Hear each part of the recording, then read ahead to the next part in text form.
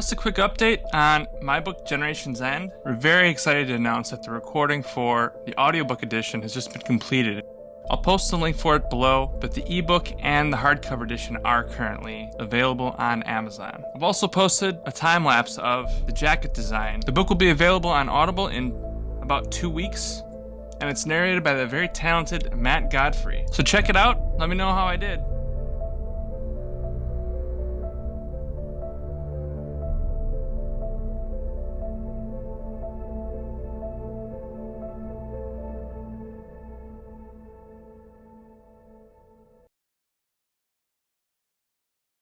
Star Wars, Most Wanted by Rae Carson.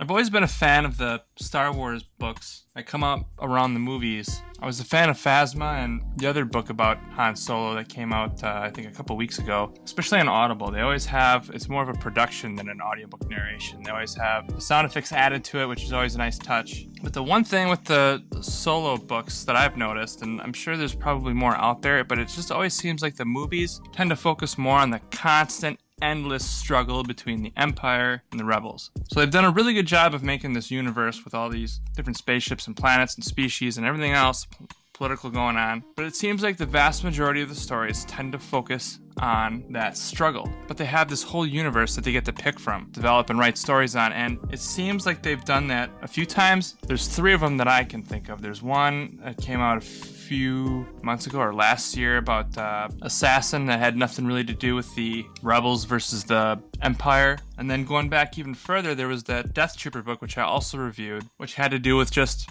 some people on a imperial prison barge just trying to get off the ship. It really didn't have a whole lot to do with the actual struggle. As a matter of fact, in this book, there's a tiny little part where Solo kind of makes a comment like, oh, life under Palpatine isn't that bad. Or it didn't change much, which makes sense because if the Emperor was so evil, he'd been assassinated long before. Now, I know he's powerful, but you have to have at least some people like you, some people just living in your empire. And there's gotta be some good stories in that universe. I mean, even Hitler had supporters. And if that murdering psychopath can have fans, I'm sure the Emperor at least had 1 or 2. And I feel like they did that on this one. Or at least not so much focus on the Empire. There is obviously mentions of it. And I'm not saying that I don't like stories, like all the movies and everything else that have had to do with that. All I'm saying is that it's nice to have stories that don't focus so much on that.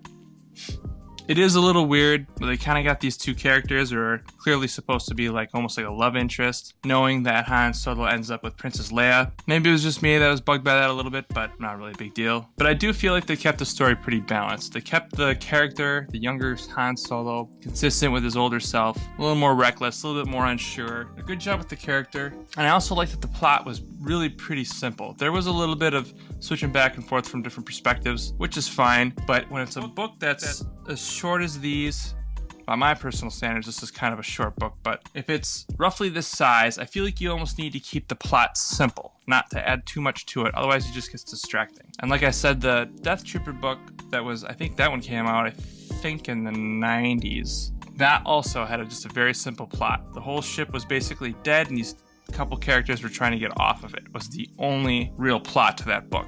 This one's kind of also a real simple plot. It doesn't mean it's a bad plot. That means that they took one basic theme and they developed it really well versus having all this stuff going on in a very short time. Now, I'm not saying you can't have a complicated story and a huge cast and all these different characters, but if you're going to do that, the book better be pretty long or a series. I can't wait to see the movie and how the characters are on screen, how they're depicted. Overall, I was very pleased with this one. Exactly what I expected. Han Solo, loose cannon kind of a character to be. But if you're like me and you drive a lot, probably going to get it on Audible, in which case it's got all the sound effects and everything else, which I also like. Makes soul-crushing traffic that much easier to endure. Again, try not to give too much away. With these fiction books, it's a little bit tougher. With nonfiction, it's history, then it's a little easier to have a discussion. But I'm going to try to keep this simple. Let me know what you guys think, and I'll talk to you next time.